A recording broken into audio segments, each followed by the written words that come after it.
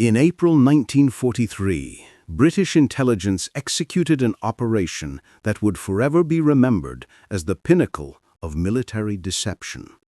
They didn't send tanks, bombers, or thousands of soldiers into battle. Instead, they used a method so unusual, so daring, it seemed almost cinematic. They planted a dead body off the coast of neutral Spain. That corpse, carefully prepared, was intended to deceive Adolf Hitler himself and alter the course of the war.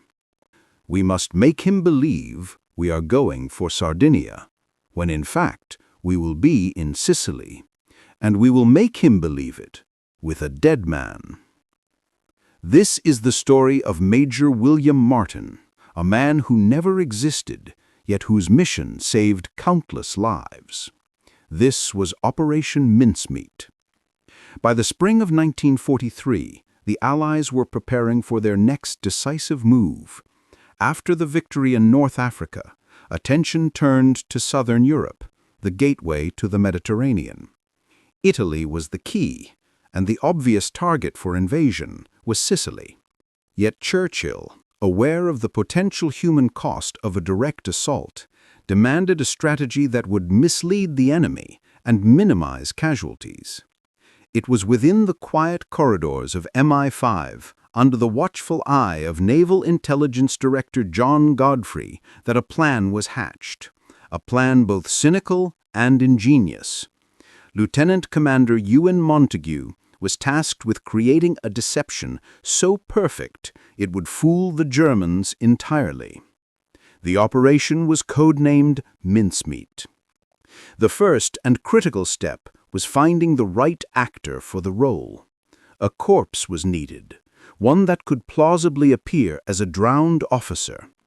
After careful searching in a London morgue, a suitable body was identified, most likely that of Glindworm Michael, a homeless man who had died from ingesting rat poison.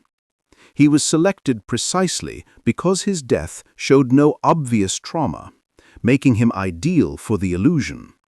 From this nameless man, Major William Martin of the Royal Marines was born.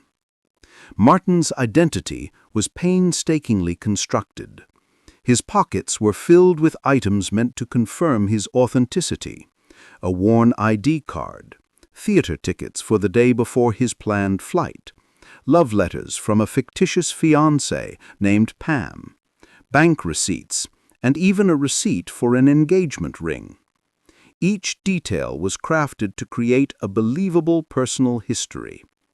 In addition, chained to his wrist was a briefcase containing two critical documents, one from General Archibald Nye to General Harold Alexander, casually outlining supposed invasion plans targeting Sardinia and Greece, with Sicily mentioned only as a feint. The other from Vice Admiral Lord Louis Mountbatten, emphasizing the need for secrecy and authenticity. Every element reinforced the illusion that Major Martin was real. On the night of April 17, 1943, the carefully prepared body was encased in a metal canister and loaded onto the submarine HMS Seraph. The journey south toward the coast of Spain, near the Gulf of Huelva, was tense. The chosen location was not random. German intelligence agents were active and vigilant in the area.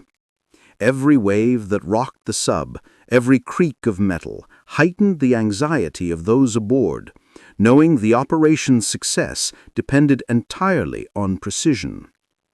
In the early hours of April 30th, the canister was opened. Major Martin, dressed impeccably in uniform, was gently pushed into the water, his body drifting toward the shore as the ocean current carried him with deceptive casualness. Then came the waiting. Hours passed as the tide nudged him closer to land, the first glimmers of dawn painting the Spanish coast in muted gold. A local fisherman eventually discovered the body and reported it to the Spanish authorities.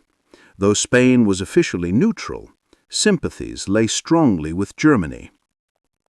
Lieutenant Commander Trumilla, the Spanish naval prosecutor, handled the situation with calculated care, and the documents were discreetly passed to Adolf Claus, the chief Abwehr agent. Claus treated the find with utmost seriousness. The briefcase was secretly opened, the documents carefully photographed. To maintain appearances, Claus intentionally damaged one letter to make it look hastily opened. The papers were eventually returned to the British via the vice consulate, the ruse completely convincing German intelligence. By May 14th, the photocopies of these documents were on Hitler's desk. The effect was immediate and stunning. Hitler personally read the disinformation. He was convinced. Learning of supposed attacks on Sardinia and Greece, he ordered troops redeployed, including 2 panzer divisions from the Eastern Front to the Balkans, and even sent Rommel to assess Greek defenses. Meanwhile, the Allies were preparing to strike Sicily, the real objective. Operation Husky, the invasion of Sicily, commenced on July 10, 1943. Thanks to Major Martin, the German defenses were weakened and misaligned. For the critical first weeks, the Germans believed Sicily was a decoy and were slow to commit reserves. The result was a faster, more secure landing for the Allies and far fewer casualties than anticipated. The deception had worked flawlessly. A man who never lived had changed the course of the war. Who was Major William Martin? Only decades later did historians piece together his true identity as Glyndwr Michael, a homeless Welshman who had died in London.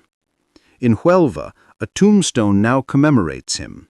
Glyndwr Michael served as Major William Martin.